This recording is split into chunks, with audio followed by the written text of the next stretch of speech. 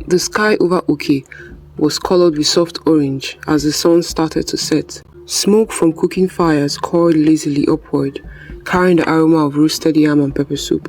Children's laughter rang through the village square as they played a game of tag. Women bustled about, their hands working fast, pounding yam, washing clothes, or weaving baskets. The men returned from the fields, tired but cheerful, greeting one another with firm handshakes and loud voices. Life in Oki moved with a steady rhythm, but that evening the air carried an unease that no one noticed. Amaka had finished her chores early and decided to fetch water from the stream. Her mother, Nneka, called after her.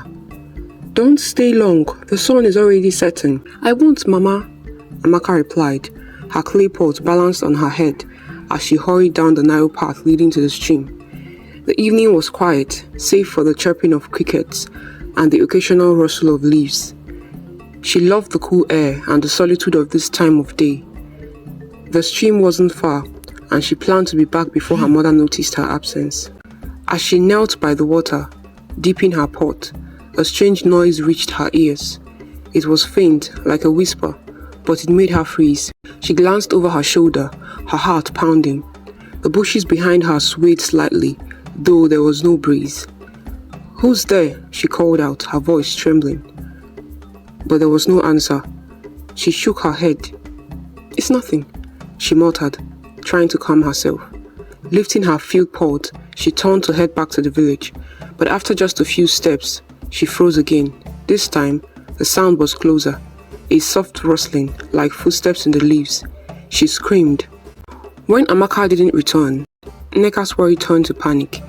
She called her neighbors, her voice shaking. "Amaka hasn't come back. Can someone help me look for her?" A search party formed quickly. Men lit lanterns and armed themselves with sticks, machetes and bows. They followed the path to the stream, calling Amaka's name. When they reached the stream, all they found was her broken pot, lying near the water's edge. "She must have fallen in," someone suggested. "But the water is shallow," another replied. They searched up and down the stream, even going into the surrounding bushes, but there was no sign of her. By morning, the search was called off. The villagers mourned her as lost, assuming she had drowned or been taken by a spirit. But some whispered in hushed tones, "How could she vanish without a trace?" A week passed, and life in Oki seemed to return to normal until tragedy struck again. Nnaji, a hard-working farmer, was resting with his wife after a long day. His goats were his pride, and every evening he made sure they were safe before sleeping. That night, as the moon cast shadows over the village, one of his goats began to bleat loudly. The sound was disturbing. He sat up listening. "Nai," his wife muttered sleepily. "Leave it till morning and get some rest." "I can't," he replied, already reaching for his walking stick. "That goat sounds like he's in trouble. And what if something goes wrong before morning?" "Don't worry, I'll only take a look and be back." He lit a small lamp and stepped into the cool night air. The goat's cries grew louder as he approached the shed. Holding the lamp high, he scanned the shadows. "Who's there?" he called out, his voice firm. The goat suddenly went silent. Next morning, Naji's wife found him lying near the shed, his body cold and lifeless. Deep scratches covered his chest, and his stick was broken in two. The villagers gathered, their face sad. "What happened here?" someone asked. "A wild animal, maybe," another replied. "But there are no wild animals in this village." "Whatever it is, this isn't normal." They buried Nnaji that afternoon, but unease spread through the village like wildfire. Families began locking their doors at night, whispering prayers before bed for their safety. Days later, the palace was consumed by fire. It began in the dead of the night. The fire spread quickly, covering the huts where the royal family slept. By the time the villagers noticed the fire, it was too late. The king stumbled out, coughing and covered in bones. He collapsed on the ground, shouting, "My family!" He choked. "Can somebody save them?" But the flames were too much to be put out. When the fire finally died, the queen and the king's children were gone, their burnt remains buried under the ashes. "How did this happen?" a villager asked, his voice trembling. "No one knows," another replied. "The fire started on its own." The king sat in silence, staring at the ruins of his palace and family. At this point, the king insisted that they seek the assistance of the chief priest. While they waited for the chief priest's reply, the misfortune continued. The villagers began locking their doors at night, hoping to keep the evil out, but the evil seemed to follow them even into their huts. One afternoon, two boys, Obinna and Ifeanyi, got into a heated argument over a toy while playing. It began innocently, but quickly it turned violent.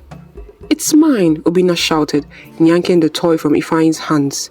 "No, it's mine!" Ifeanyi yelled back. In a fit of rage, Obinna pushed Ifeanyi, who immediately fell and died at the instant. Realizing what he had done, Obinna cried and ran out. Minutes later, his mother found him hanging on a rope, lifeless. Fear spread through the whole village. "This is not natural," an elder said. "Something is controlling us." Desperate for answers, the elders called the chief priest again. When he returned, his face was pale, his voice trembling. "The spirit has spoken," he said during the village meeting. The villagers crowded around him, their faces filled with fear. The former king made a pact with the spirits. The priest began. He promised 300 lives in exchange for peace and wealth during his reign. The crowd let out shouts and curses. "What kind of king does that?" someone asked angrily. "Well, he thought he could cheat the spirits by offering animal sacrifices," the priest continued. "But now, the spirit has come to collect its due. It will not stop until it has taken 300 human lives." The villagers were silent, their fear evident. "But how can we stop it?" someone finally asked. The priest shook his head. The girls were silent on that. But before anyone could respond, a strange sound filled the air. It was like a whirlwind, loud and deafening, though the trees stood still. The villagers screamed, covering their ears. The sound moved through the crowd, and when it stopped, dozens of people fell to the ground, lifeless.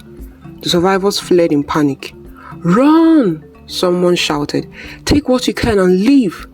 Families abandoned their homes, grabbing whatever they could carry. They ran into different villages, leaving the cursed village behind. By morning, Oke was silent.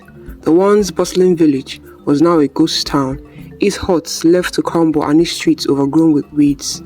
Years later, the story of Oke became a warning.